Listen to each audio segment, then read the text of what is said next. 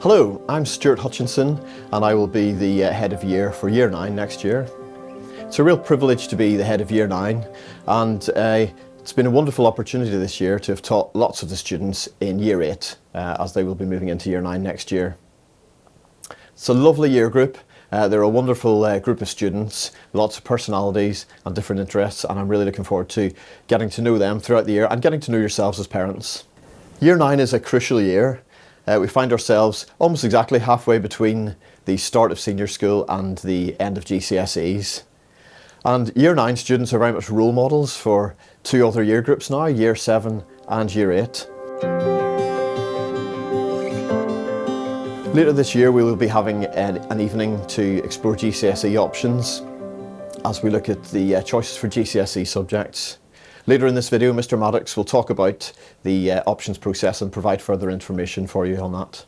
The Year 9 tutor team is a very experienced team of teachers, and form tutors are a very key member of staff in the school. Every day your child will spend 35 minutes with their form tutor in registration first thing in the morning and in form time in the middle of the day. Form time is a really crucial part of the day, and the form tutor leads the tutor group through a series of structured activities. Form tutors are the key primary contact for yourself. They're the first port of call for any pastoral queries or issues that you would have.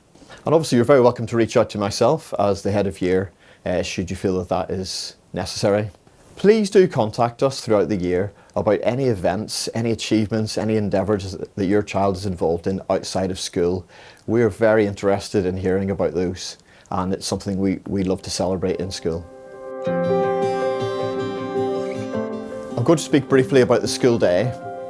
We're very keen on a calm start to the school day. Students should be in school no earlier than 8 a.m. and at 8:15 they are allowed to go to their form rooms to spend time with their peers before registration, which starts at 8:30 a.m. Students are each given a locker. If your child is new to the school, they will be given a locker on their first day. And we really do encourage the use of lockers as being a key part of a student's day. We want to encourage independence, preparation and planning ahead, and we encourage students to use their locker before school, at break time, at lunchtime and at the end of the school day. We do not want students going to lockers between lessons. We find this disrupts their learning time, and we want them to get to lessons calmly and in good time.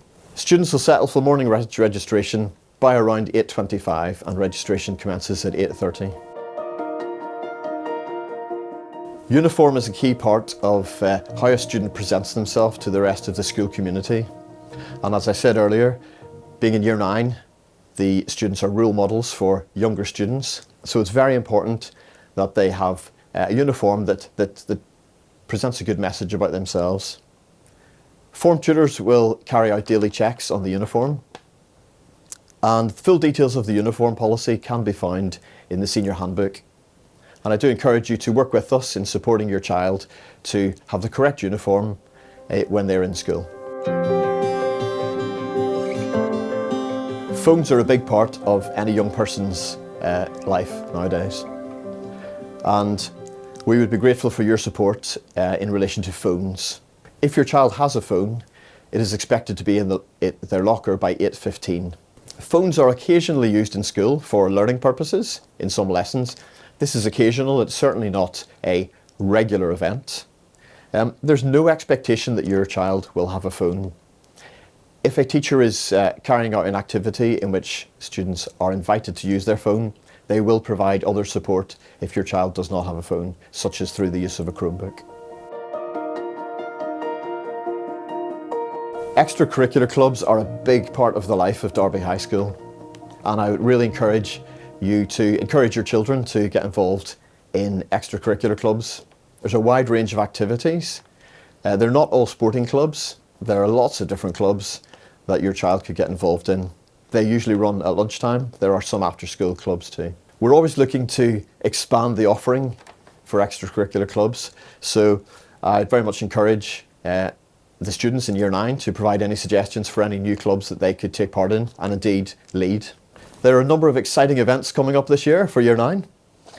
At the end of September, we've got the trip to Whitemoor Lakes Activity Centre, and I would encourage you to sign your child up for that if you haven't yet done that. At the end of November, we always mark an event called Anti-Bullying Week. This is a national initiative which has been running since 2004, and the Year 9 year group always takes a leading role in organising the activities for Anti-Bullying Week. I very much look forward to supporting you and your child, encouraging and celebrating the achievements of your child as they move through Year 9 and beyond, together with the form tutor team and the wider pastoral team in school. Please do not hesitate to reach out at any stage to contact a form tutor or myself with any queries. I look forward to seeing you at the Parents' Breakfast in September if you're able to make it, and I look forward to working with you throughout the year ahead and beyond. Hello, I'm Adam Maddox, the Deputy Head Academic, and I'm here to talk to you briefly about the options process.